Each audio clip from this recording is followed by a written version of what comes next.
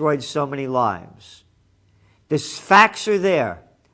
Drug use is going way up. Crime levels have gone way up. We wrote about this in the Trends Journal when they began the lockdowns. I said when people lose everything and have nothing left to lose, they lose it. Yes. And these people, young people, feel, look, remember when we were young, it was always the future was going to be better than the past. All of the polls, the future was always going to be better than the past. Not now, anymore. the past is better than the future. So if you're a young kid, you're not coming from a family that how blessed we were to have the parents that we had. Maybe, his mother's divorced, his father's a drug. You don't know. They have all this crazy stuff going on, plus all the pressures. You think the kid's going to lose his mind? It's more likely than not. I spent last weekend at Princeton University for my 50th class reunion. Wow. And while there, and since it's been in the papers, I learned that the graduating class, the class of 22, got to vote on who to give an honorary doctorate to. They voted overwhelmingly for one person, Anthony Fauci. How stupid can you be? Bright, young, 21-year-olds, graduates of an Ivy League institution, and they vote overwhelmingly to honor Anthony Fauci. And of course, all the New Jersey newspapers yesterday showed him with all of his regalia on and smiling from ear to ear and surrounded by armed Secret Service. So that should be the headline of this tonight's broadcast. Princeton. How stupid can you be? Yes. That shows you again the mentality that we're talking about. Yes. Now, these are obviously not blue-collar kids. Yeah. These are kids who are now elitist after 4 years at Princeton being educated by the elites. There are some conservatives, there are some libertarians there, but the overwhelming majority embraced Fauci as if he were a conquering hero. He practically single-handedly destroyed the economy and destroyed Americans' peace of mind. And again, the lives and livelihoods of millions of people.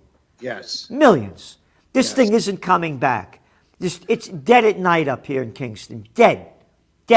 One place after another, one empty place after another.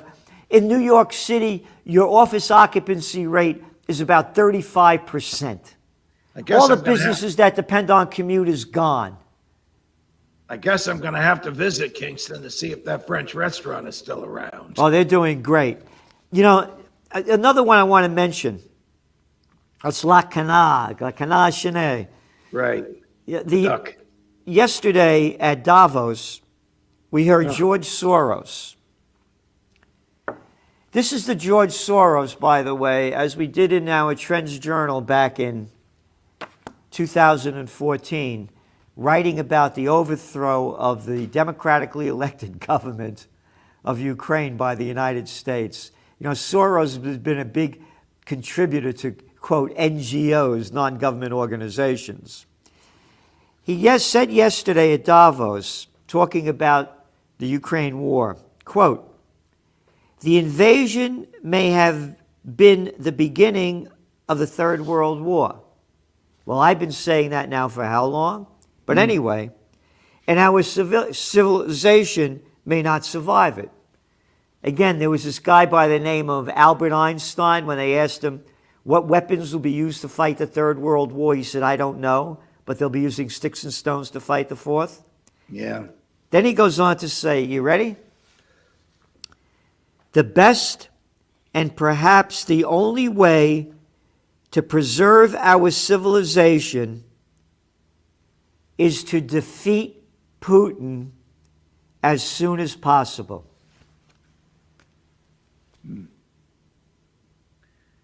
I guess he didn't watch that clip by George W. What do you expect? I mean, this is the globalist mentality. This is the Western European mentality. And this is the mentality that pervades the United States State Department and the upper echelons not the Scott Ritters and Doug McGregors of the world, but the upper echelons of the Department of Defense. And unfortunately, it pervades the White House. And for all of his faults, the only president in the modern era who resisted this mentality was Donald Trump. Yeah. Yeah, for all of his faults, I agree with you. Yes. I believe if Trump was president, this wouldn't have happened with Ukraine. Correct. I don't know what he would have done, but it wouldn't have happened. No. And again, we're talking about what Soros said, that to preserve our civilization is to defeat Putin as soon as possible. So now let's go back to Bush. This George W. Bush lied and had all the freaks lying behind him that Saddam Hussein had weapons of mass destruction, destroyed an entire nation, killed hundreds of thousands of people. Now, what if Putin said, if somebody in a top person in Russia said, the best and perhaps the only way to preserve civilization is to defeat Bush as soon as possible? That would have been hell to say that. Yeah. But it would have been true. But Now, I'm wait a talking minute. the hypocrisy here. Wait a minute. Who was standing behind Bush, the one person in the country worse than he? Dick Cheney. Yeah. Oh, and you look at him. So this is, and then he goes on, a ceasefire is unattainable because Putin cannot be trusted. So they're saying, so now let's go back to that crazy kid that slaughtered these people. These Same people are mentality. saying, keep the slaughter going. Same mentality. Same mentality. Soros is saying what the Department of State is thinking and what people with no filter like Joe Biden occasionally let slip out of their mouths.